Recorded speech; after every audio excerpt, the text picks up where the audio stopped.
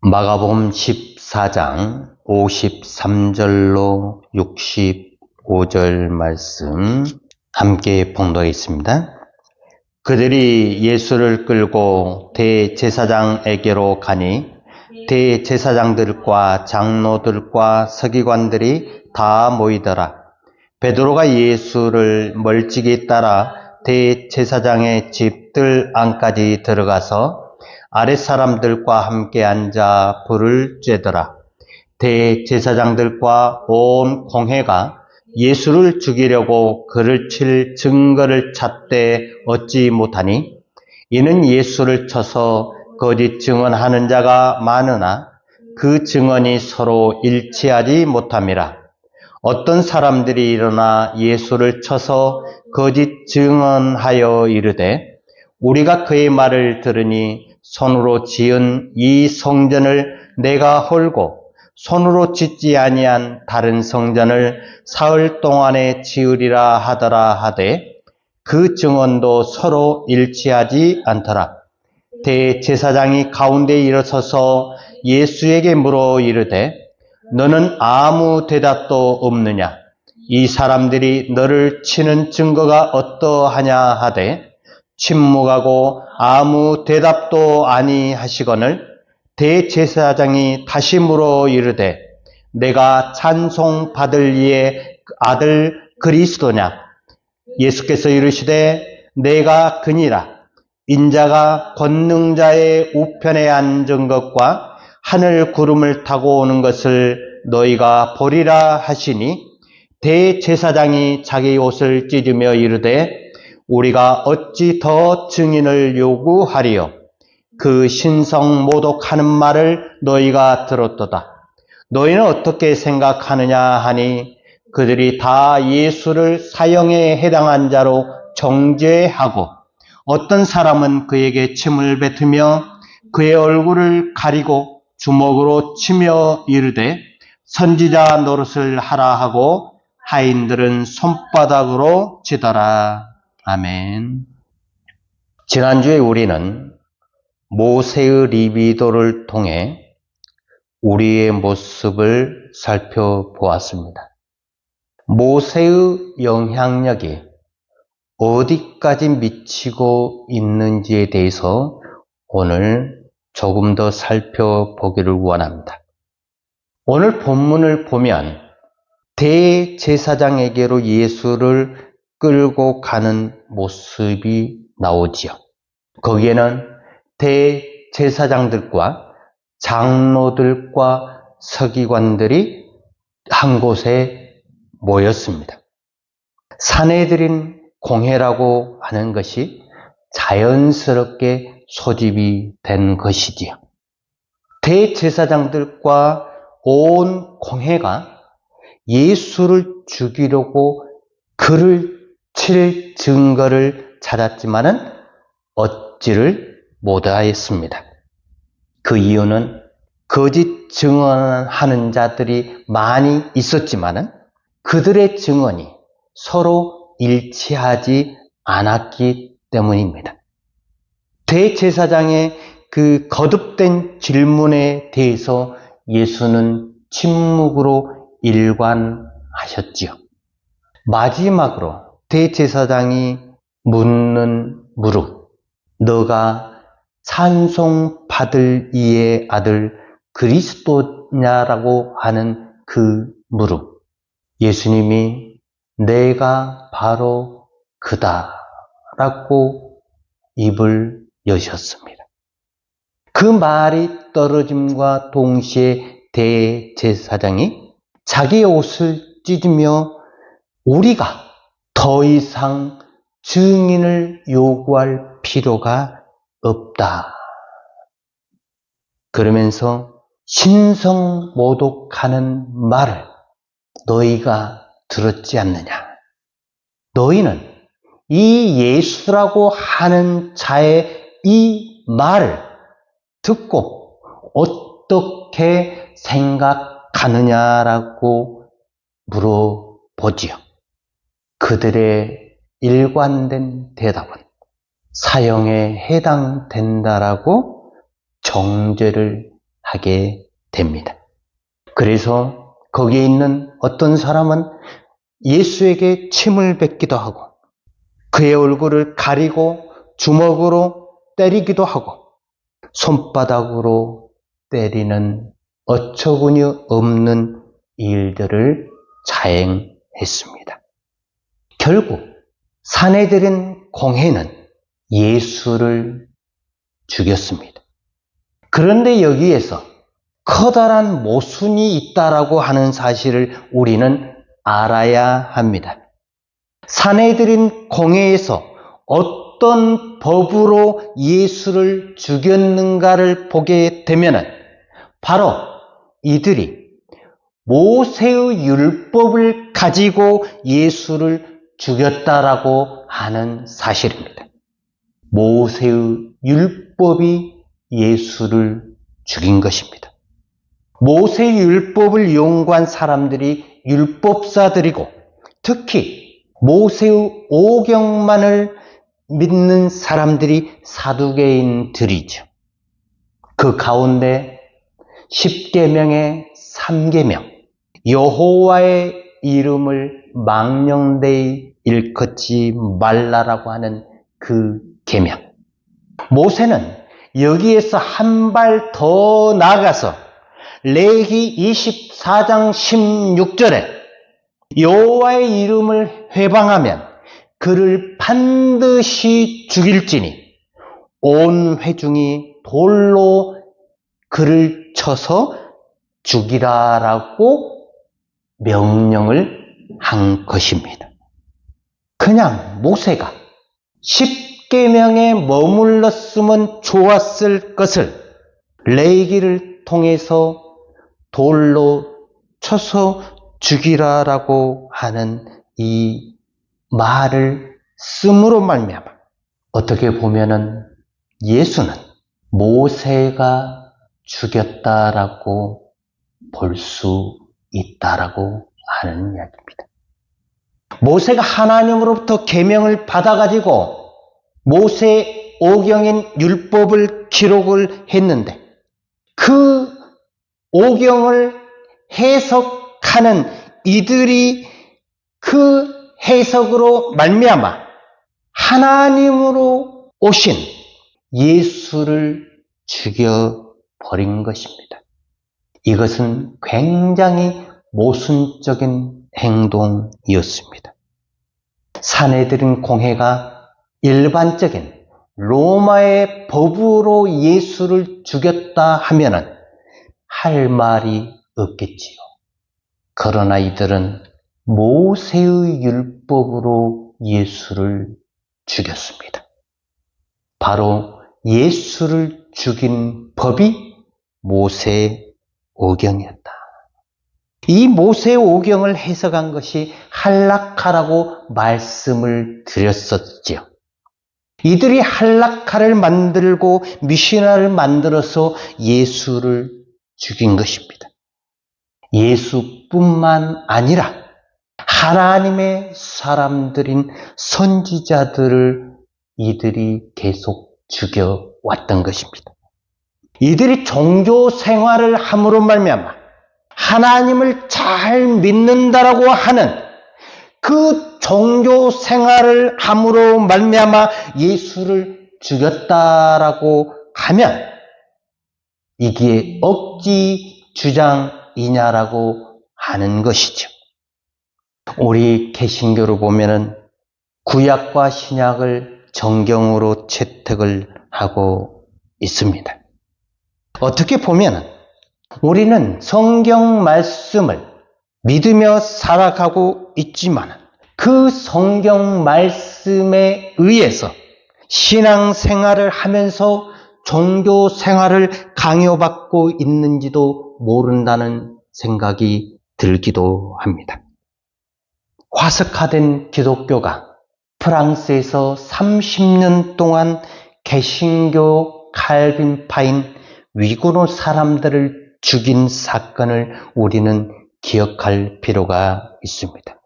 그것도 알고 보면은 예수의 율법으로 그리스도인들을 죽였다라고 하는 겁니다. 칼빈의 5대 교리는 로마 가톨릭에 대한 반발이었습니다. 5대 교리는 성경적으로 보면은 전부 다 맞는 말입니다. 로마 가톨릭이 왜 개신교도들을 핍박했느냐만 놓고 본다면 칼빈의 5대 교리나 사상이 50%를 차지한다고 봐야 합니다. 칼빈의 신자들이 로마 가톨릭을 잘 믿고 있다가 개신교로 넘어가는 바람에 프랑스에서 핍박을 받게 되지요. 이 핍박을 받은 결정적인 동기가 칼빈이라고 하는 사실입니다. 칼빈의 직업 소명서를 주장하는 그 개신교의 교리가 프랑스 상공업자들에게는 바로 복음이었기 때문에 그렇습니다. 이 위그노 전쟁은 종교의 자유가 분명하지만 명분상 종교의 자유가 나타나지만 보통 초기 신흥 부르주아 세력이 옛날 체제에 대해서 반발한 것이다라고 해석을 하고 있습니다. 그런데 모순적이게도 칼빈은 이 위그노 전쟁에 개입을 하지 않았습니다. 그 대신에 수많은 개신교인들이 죽어 나갔습니다. 이 사람들의 정신이 뭐냐 하면 인간은 전적으로 부패했다라는 말입니다. 성경적으로 맞는 말이지요. 그러나 로마 가톨릭은 부패했다라고 그렇게 생각하지 않았습니다. 적어도 교황이나 왕 이런 귀족들은 선행을 통해서 내 부패한 것이 만회가 된다라고 하는 공로서를 믿고 있었기 때문에 그렇습니다. 지금도 부패한 자들은 자신들의 행위에 대해서 일말의 잘못을 느끼지 못하는 우둔한 자들이 된 것입니다. 공로설 같은 것들을 인정하는 가톨릭이 개신교도들을 볼 때 인간이 전적으로 부패했다. 교황도 부패하고 왕도 부패했기 때문에 전부 다 지옥 간다라고 하니까 당연히 가톨릭으로부터 핍박을 당할 수밖에 없었습니다. 굉장히 많은 사람들이 이 일로 말미암아 죽음을 당하였습니다. 500년 전으로 우리가 돌아가 본다면 그때 상황은 우리가 생각하는 그런 시대가 아님을 우리는 알 수가 있습니다. 루터도 그렇고 칼빈도 그렇고 본인이 깨달아 득도했다 하면 이걸 조금만 더 온건하게 했으면 어땠을까 하는 생각이 드는 부분도 있는 것입니다. 루터가 종교개혁을 할 당시에 95개 조항을 가지고 교황청에 싸움을 걸었잖아요. 그때 당시에 인문주의자의 가장 표본이라고 했던 에라스무스라고 하는 사람이 루터와 함께 종교개혁에 동참하기를 원했습니다. 그런데 에라스무스와 루터는 한 가지가 달랐습니다. 루터는 인간은 자유의지가 없다. 완전 부패하고 타락했다. 전적으로 타락했다라고 이야기를 했습니다. 그러나 에라스무스는 자유의지를 옹호했던 사람입니다. 이 루터가 이 에라스무스의 그 주장을 일부만 받아들이고 함께 종교개혁을 했다 하면 완전한 종교개혁을 이룰 수 있었지만 루터는 이 에라스무스를 떠나 보냈습니다. 에라스무스를 따르는 수많은 인문주의자들이 루터를 떠나 에라스무스 쪽으로 붙음으로 말미암아 르네상스가 일어나는 계기가 된 것이죠. 결국 르네상스 운동으로 말미암아 개신교의 그 종교 개혁은 반쪽짜리로 전락을 하고 만 것입니다. 어떻게 보면 루터도 그렇고 칼빈도 그렇고 조금만 온건했으면 어땠을까 하는 생각이 드는 것이죠. 칼빈주의라고 하는 이런 가르침 때문에 수많은 사람들이 죽어갔는데 칼빈의 교리나 가르침이 사람을 살리는 가르침이었냐라고 묻고 싶은 이유입니다. 사도 바울 같았으면 어땠을까 하는 생각을 하게 되는 것이죠. 결과는 사람들이 죽어나갔다라고 하는 것입니다. 물론 이 일로 말미암아 칼빈주의가 전 세계적으로 퍼져나간 이유이기도 하지요. 그러나 아무리 내가 옳은 것을 발견했다 하더라도 내가 발견한 그것 때문에 다른 사람들이 죽어나간다고 한다면 이것이 진리다라고 목청을 세울 필요가 있느냐 하는 겁니다.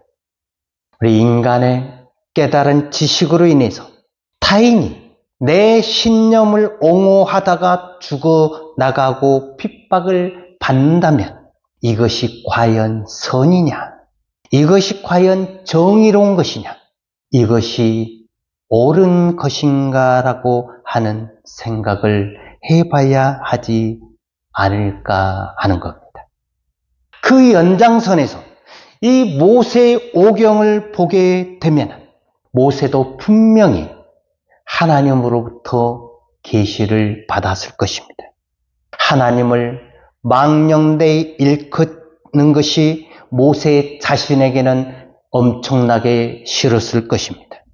그래서 모세는 하나님을 망령되이 일컫고 못 오가는 자를 돌로 쳐 죽이라고 기록을 한 것입니다. 세월이 지나면서 이 법을 리비도를 가지고 있는 인간들이 해석을 하면서부터 인간은 언제나 자기들 위주로 해석을 하기 때문에 나만은 아니다라고 말할 수 있지만 절대 그렇지 않습니다.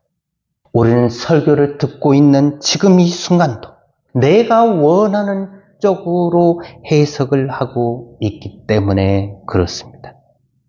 이들이 돌로 쳐 죽여야 하지만 직접 내 손으로 피를 묻힐 수는 없기 때문에 이들이 예수를 죄인으로 정죄해 놓고 나서 로마인들의 힘을 빌려가지고 예수를 죽인 것입니다. 어떻게 보면 50%는 모세가 예수를 죽인 장본인이 되어 버린 것이죠. 여러분 생각은 어떻습니까? 모세는 예수를 죽인 장본인이 아니라고 그렇게 생각하십니까? 물론 100%는 아니겠죠. 해석은 본인들이 했고 사내들인 공회에서 했고 제사장들이 해석을 했기 때문이죠. 예수를 죽인 근거가 뭐냐 하면 바로 모세 오경이었다. 가늠한 여인에 대해서 돌로 쳐 죽이라고 하는 그 모세의 말도 어떻게 보면 가늠했다고 사람이 돌에 쳐 맞아 죽었다면 그 생명에 대한 보복은 누가 하는 것입니까?